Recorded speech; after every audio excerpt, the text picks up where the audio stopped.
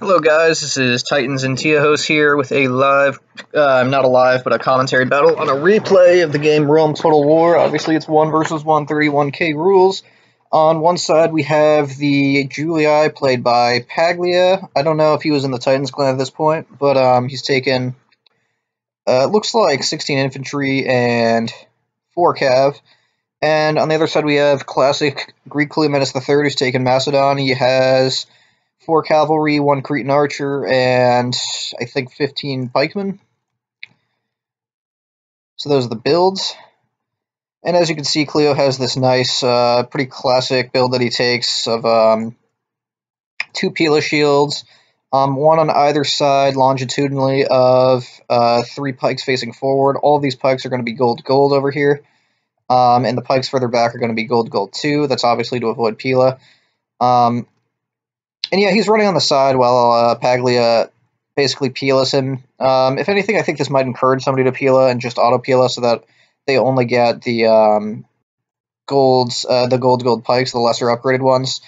But also he's avoiding getting engulfed by these urbans by running over to the side here, and he opens up a good opportunity for him to use his cav to slice charge through some urbans perhaps on the side as they engage. But immediately Paglia is going to Testudo, possibly with those units that he hasn't already thrown all of his Pila with. And what he's probably going to do is just sort of run through Cleo, but Cleo declines that sort of engagement and keeps running to the side. He's obviously going for the flank here, trying to avoid getting surrounded on both sides, obviously, so he wants to take up a region where that is not possible, at least one place, obviously, and then Pag's just going to move sort of along with him. Meanwhile, this Cretan archer, it really hasn't been shooting this archer auxilia much. It's actually been shooting one of these urbans here, and as you can see, these urbans were not the ones that Testudoed, and they're already below 80 with their men, both of them, which combined so far this early in the game is actually a pretty decent kill. But that being said, Cleo's archer is getting quite depleted, and its ability to quickly inflict casualties on urbans will be significantly diminished if he does not attack this one archer auxilia. On the other hand, though, this archer auxilia, it isn't really going to do, one isn't really going to do that much damage to all of his pikes, especially if, while Cleo's moving, it's not actually shooting the pikes where it would get the most amount of damage. It's just shooting this archer, using up a lot of ammo, and by the time the engagement is fixed, I'd imagine this archer is probably just going to be shooting from pikes head-on, unless Paglia actually manages to get a full surround engagement and it flinks with that archer and kills pikes from the side. And most likely, most convenient way to do that would be if Cleo boxes, but it looks like he's they keep moving further and further to Cleo's right, and that's obviously because Cleo just will not accept an engagement where he gets surrounded. Unless, of course, he keeps running. He seems to be running more than Paglia in order to do that, so he may eventually have to stop because his pikes will get winded or tired. But even then, he may be able to stop for so long while Paglia tries to develop an attack that he'll be able to rest and then just start running over and over again. So it's pretty much just positioning and repositioning. Both players are trying to get the ideal sort of engagement where they have the best chance of winning the game, which is, an obvious move, a general way of seeing things. Some players like to just accept that they'll just get surrounded by Rome, and then when all the urbans engage, they can really just charge from any place where the urbans are engaging the box and try to win that way. Another way is to just not get boxed and have the luxury of being able to flank yourself, have the ability to concentrate your cav on a bigger cluster of urbans that are all facing from the front. So Cleo lost, it looks like just a Pila screen there. He's just still retreating. It was only a gold pike, maybe even less than that. With 47 men, there's actually a chance it'll come back, but the pikes that Cleo actually wants to keep alive, the ones that will actually do the most damage to urbans, those being gold too. Right there, that pike came back.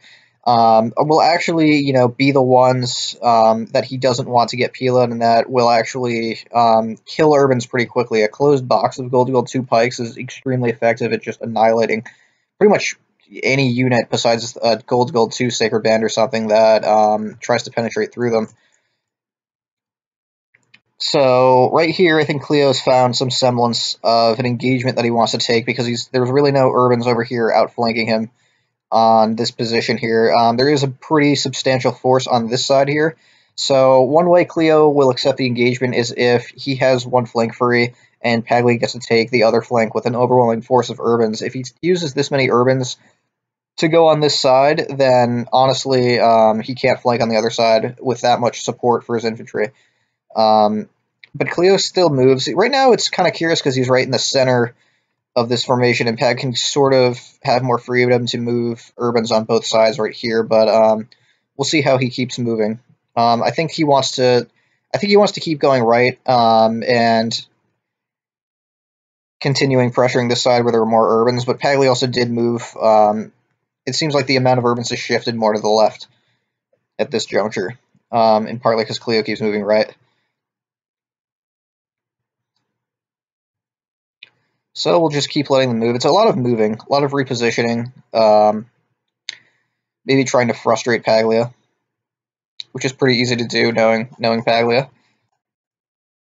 Right now it looks like Paglia is shooting the pikes with his archers, so Cleo's moving is going to result in more casualties, but I honestly doubt these archers have that much more ammo left. In fact, yeah, they just ran out of ammo, so they really did almost nothing to these pikemen. Again, there's more flanking on all sides being attempted. Cleo not wanting to take that.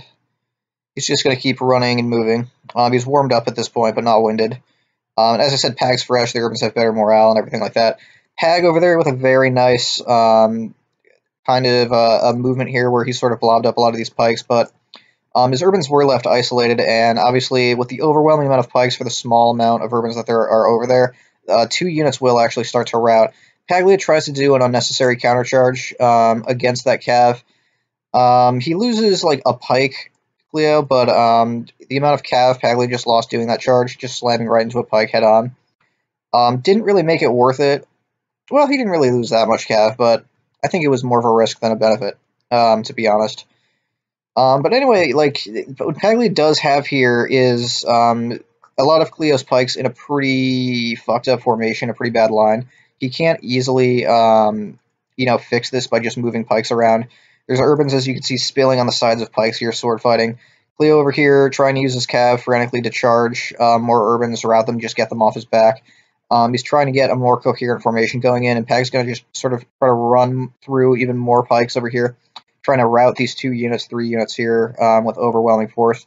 Another urban has already routed, so Pag's down 3 urbans so far. Cleo's down about 3 or 4 pikes himself. Practically speaking, he has little nubs here and there. So the game is still pretty much up in the air. Paglia still definitely has the advantage. He's already wiped out pretty much another pikeman with the Pila, but it looks like it was just a gold pikeman anyway, so a lot of Pila went to just destroying one of Cleo's more useless units here. Another do or die sort of charge here from Cleo. It gets intercepted just in time by Paglia. All 4 of his cav actually catches it, so this charge, unfortunately for Cleo, didn't actually do the damage that he probably was hoping it would do. And moves like that, they're really, like, as I said, do or die sort of a moves. And if they fail, it honestly usually amounts to you losing all the cav that you charge there. Because if it didn't fail, the cav would go in, stick, and do a lot of casualties to urbans here. Now, one reason why this actually worked out in Cleo's favor is because Pag left a cav inside the pikes, and then he disengaged with his urbans, which is actually how most of those urbans killed. If you engage a pike with an urban and then run away, the units facing backwards as they're running, these pikes are pretty long. Like, they'll die, and you just saw that happened. If he had left those urbans there or changed them to Testudo, they'd have much more men left in them. Also, I don't know why this cav got stuck, but as you can see, Paglia just runs through a pike with this remaining cav unit very close by, and it just gets annihilated. It's down to 10 men. And then meanwhile, on the other side, Cleo with another good slice charge here with a companion kills yet another urban here, and as we can see, Paglia does another sort of mistake here, which is running with his backs to this pike, but he didn't lose that many men in this unit because it wasn't really perfectly engaged. Like, if it was this unit here, this thing would lose like a significant amount of infantry. So, Paglia here, a very good move, actually. He tries to snipe this general. He is going to inevitably take very critical cav losses from that charge, but he did kill Cleo's general. Macedonians don't have great morale to begin with, so that's actually a pretty decent, an arguable trade-off here. But again, he leaves his cav to go fight a pike, and he loses another cav unit. So Paglia's cav is down to pretty much nothing here, but he has killed the general. And Cleo, meanwhile, because all of his cav was doing that, was able to rout another urban with his companions here. And then another companion here is coming in and trying to alleviate one of Cleo's flanks here. That's being kind of spilled over by this general and a bunch of urbans here. Paglia's general, not in the best shape. It's only 23 men. But that being said, he does have a very good engagement in this region of the battle. Cleo's pikes are very fucked up, and they're getting sword fought in all directions. But they potentially do have enough numbers in this region if they face and reorganize that they could actually beat these urbans. In fact, it says that these urbans are losing. If you look closely, all but one of these urbans are down into their 20s or even less. So Cleo's general came back, but the general itself is actually dead. But it is at least a unit that he can use. So Cleo's in a bit of trouble here. He doesn't have that many reserves left. And Paglia does another charge in, which is going to rout a couple pikes. All 4 pikes there, actually, which is pretty bad here. This entire flank was just annihilated. But if you look closely, again, these urbans really don't have a lot of men left that were attacking there. And Paglia's cav has been pretty much whittled down to nothing from all those charges he was doing on Cleo's pikes. Cleo's cav is still in a decent enough shape that it could potentially rout a lot of urbans that it charges. Given that these urbans are winded. And in fact, he does rout another urban right here. It's down to 26 men. Pretty much a kamikaze charge. Cleo loses his cav after this battle. I don't know if the nubs will come back or if they'll be effective when they do.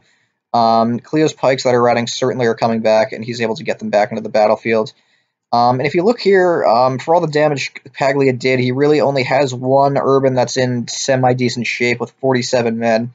Below the 40s, urbans are really not going to be reliable units against pikes, especially with this thick bristle of reserves that Cleo has left over here.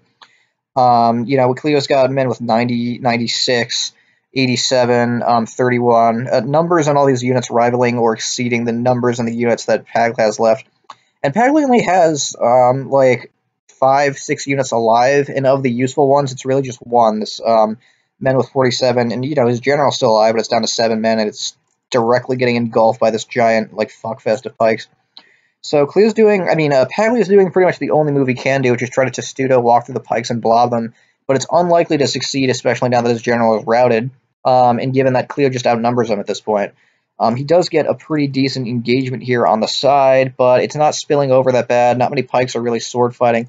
A few units have gone beyond the pike line and are now sword fighting these units, but as I said, Cleo can flank. He's got overwhelming numbers against these urbans, and they're now just going to start to rout. So Paglia is just going to admit defeat, knowing it's pretty much over. And that's pretty much the battle. So victory to Cleo.